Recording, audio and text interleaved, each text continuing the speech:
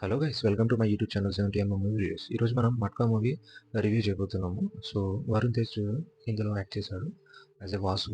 So, story పరంగా వస్తే ఇది 90స్, 50స్‌లో స్టార్ట్ అవుతుందండి. తను వైజాగ్ వెళ్ళి ఒక క్రైమ్ వరల్డ్‌లో ఎలా ఎంట్రీ అవుతాడు, ఒక టాప్ బిజినెస్ మ్యాన్ లాగా ఎలా రైజ్ అవుతాడు. అండ్ తన తర్వాత ముంబైకెళ్ళి ఒక మట్కా గేమ్ వెళ్ళి చూసి అది వైజాగ్‌లో ఇంట్రొడ్యూస్ చేస్తాడనమాట.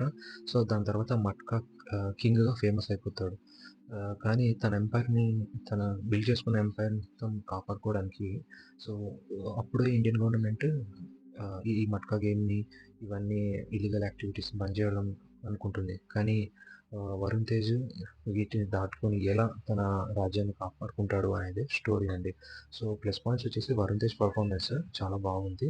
అండ్ డిఫరెంట్‌గా షైన్ అయింది. తన క్యారెక్టర్ ఎస్పెషల్లీ సెకండ్ హాఫ్‌లో కంప్లీట్‌గా గ్యాంగ్‌స్టర్ పర్సన్‌గా ఇంప్రెసివ్‌గా చేశాడు performance. Supporting cast Meenakshi Chaudhary and Naveen Chandra limited screen ఉన్నా కానీ వాళ్ళు బాగా పర్ఫార్మెన్స్ ఇచ్చారు.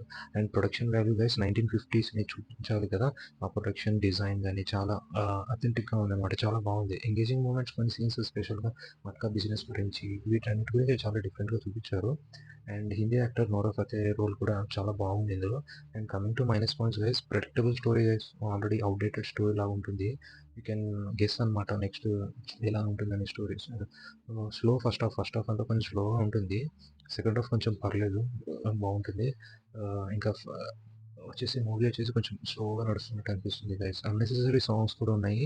ప్రీ క్లైమాక్స్ అండ్ క్లైమాక్స్‌లో అన్నెసెసరీ సాంగ్స్ పెట్టి ఫిలింని కొంచెం స్లో చేసినట్టు అనిపించింది నాకైతే. టెక్నికల్ ఆస్పెక్టివ్స్ అయితే ప్రొడక్షన్ క్వాలిటీ గానీ, I mean the grand look కానీ చాలా బాగుంది. ఎడిటింగ్, డైలాగ్స్ కానీ ఎస్పెషల్లీ ఫస్ట్ హాఫ్‌లో కరుణ్ కుమార్ డైలాగ్స్ బాగా రాశాడు. స్క్రీన్ ప్లే వెయిటేజ్ బానే ఉంది.